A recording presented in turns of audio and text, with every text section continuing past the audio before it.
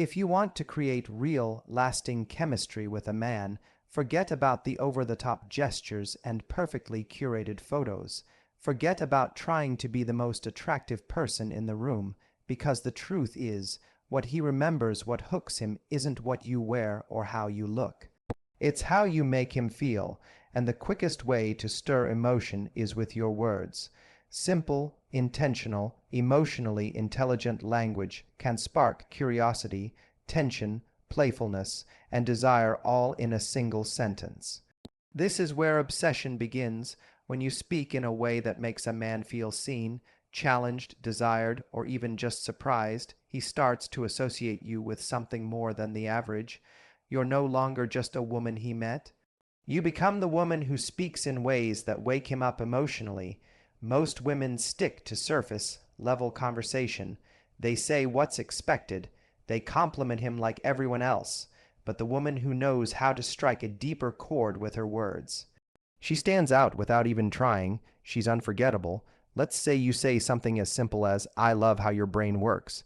It's unexpected. It's not just about his looks. It tells him that you notice him in a way others might not. Or maybe you playfully challenge him with, "You think you've figured me out already. Cute." That one sentence creates a sense of mystery, a spark of challenge, and it invites him to chase. That's how chemistry is created, not with overexposure, but with a dance between what you show and what you leave to be discovered. Chemistry is also about emotional variety. If all your communication with him is predictable, it becomes background noise. But if you switch things up, teasing one moment, sincere the next, confident and warm all at once, he doesn't know what's coming next. And that unpredictability builds interest. You become someone who evokes a range of feelings, and that variety creates emotional hooks. When you become the source of multiple emotions, you become emotionally addictive. Another powerful way to create chemistry is through language that evokes imagery or shared fantasy.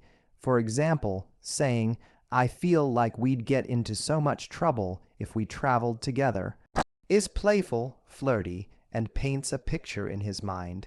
He starts imagining being around you. You're no longer just words on a screen or a voice over the phone. You're an experience. That's where obsession begins, when a man starts imagining you in his world, because your words have already made space in his mind. It's also important to remember this. The phrases that create chemistry don't have to be long or rehearsed. In fact, the simpler they are, the better. The more you they are, the more authentic they feel. This isn't about performance. It's about intention. When you speak from a place of confidence, curiosity, and clarity, your words land. They stick. They echo in his mind long after the conversation ends. Every phrase you use is either deepening the connection or dulling it. And when you begin to speak with awareness, with the goal not of impressing him, but of emotionally engaging him, everything changes.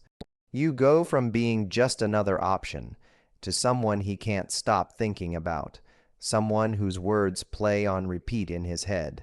That's how you make him obsessed, not through manipulation, through mastery, the art of emotional connection, delivered in just a few unforgettable words.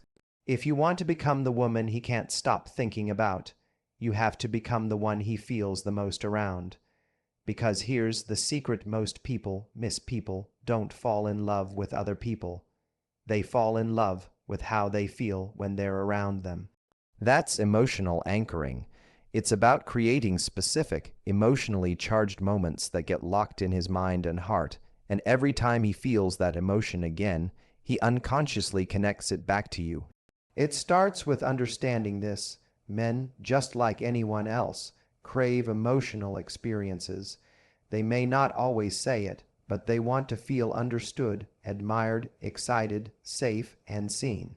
When your words are linked with those intense emotional moments, whether it's laughter, surprise, admiration, or even silence that holds meaning, you become a source of that feeling. And just like with any addiction, the brain will naturally want to come back to the person that made it feel so alive. Let's break it down.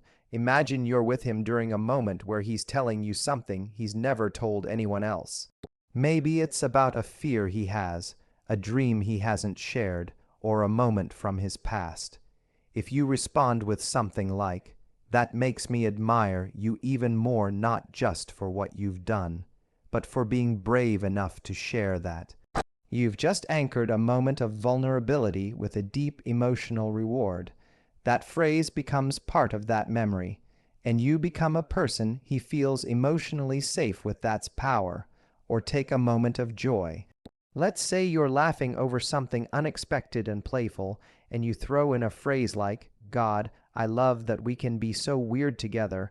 That phrase anchors joy, acceptance, and intimacy. Now, the next time he laughs or feels playful, guess who pops into his mind? You. It's not the words alone, it's the feeling those words were attached to that locks them into place. It works in reverse, too. If he experiences an amazing day, and you're the one who shared it with him, the meal, the music, the moment, your voice becomes part of that experience. You become emotionally coded into the high, and the more you repeat those kinds of moments, the deeper the emotional imprint becomes. It's also about being intentional with timing. Don't just say meaningful things in random, empty moments. Wait for when the energy is high, or when he's emotionally open. That's when your words hit hardest. That's when your voice becomes the soundtrack to a breakthrough, or a moment of peace, or a deep belly laugh. It's not about saying more, it's about saying what matters when it matters most. And the most beautiful part, you don't need to be dramatic or overly intense. Sometimes anchoring is as subtle as a glance with the right phrase, a text at the right moment, a gentle, confident, playful line like, "You always make me feel a little reckless in the best way." Now, you're linking his presence to excitement and danger in a fun, romantic way. That's emotional chemistry on autopilot. When you speak this way consistently, with awareness, what happens is magnetic. He begins to crave the feelings you create, not because you're trying to impress him or manipulate him, but because you're becoming unforgettable. You're not just a woman he talks to, you're an experience he doesn't want to lose. And once a man links his favorite feelings to you, he'll always find his way back. That's the power of emotional anchoring. Most people walk into relationships trying to be liked. They aim to please, to impress, to gain approval, often without even realizing it. But here's what flips the entire dynamic: knowing your worth before he does. And the way you express that, through your words, the right phrase, said at the right time, with the right tone, can instantly shift the balance of power and magnetically draw him toward you. It's not about ego. It's about quiet confidence, the kind that makes him sit up, lean in, and chase. Power phrases don't need to be aggressive or arrogant. In fact, the most effective ones are often subtle, clever, and delivered with warmth. The kind that make him pause, smile, and think, "Who is this woman?" They disarm him because they're unexpected, and what's unexpected is irresistible. For example, let's say you're having a flirty conversation, and he throws a compliment your way. Instead of defaulting to "thank you" or blushing, you respond with, "Oh, that's cute. You're trying to charm me, aren't you?" Instantly, the frame changes. Now, you are the one evaluating him. You're not on the back foot trying to earn his approval. You're holding the mirror up and watching him try to win you over. That's power. That's playful control, and it makes him want to rise to the challenge. Another example, he tries to test your interest by pulling back a little. Maybe he delays his replies or seems less invested, waiting to see how you'll react. Most people panic. They overcompensate. But you drop a line like, "I love when life reminds me what I do and don't need.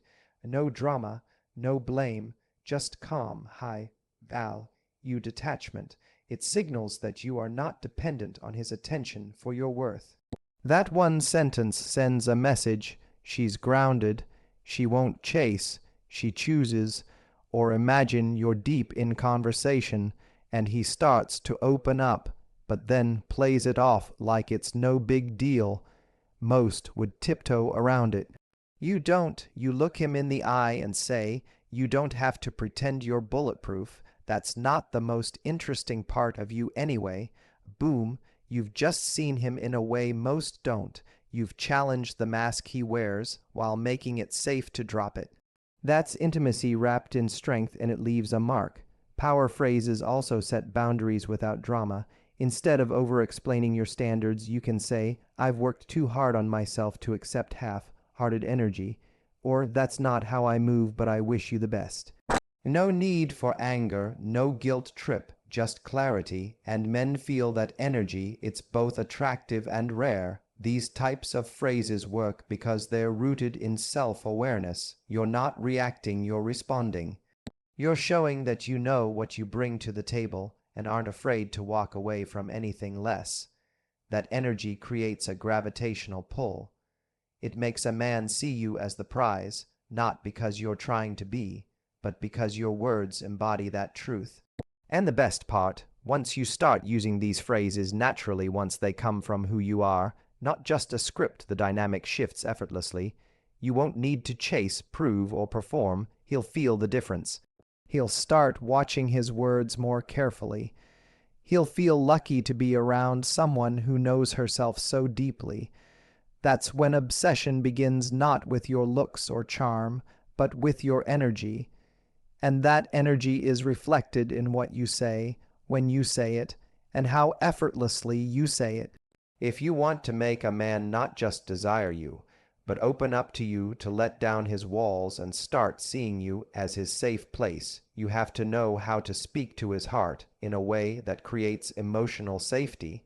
This is where real connection is born, because no matter how strong, confident, or in control someone seems, underneath it all, we all want the same thing: to feel safe being our full selves with someone. And that kind of trust isn't built by accident, it's built by intention, one word at a time.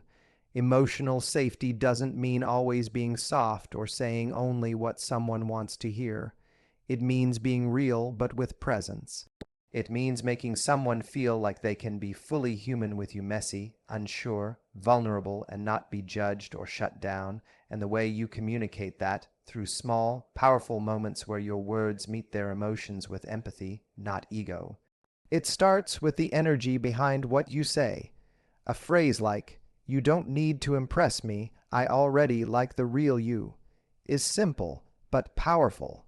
It's the kind of statement that breaks through his need to perform. It tells him he can breathe around you, that he can stop trying so hard, and in a world where most people are guarded, that's magnetic.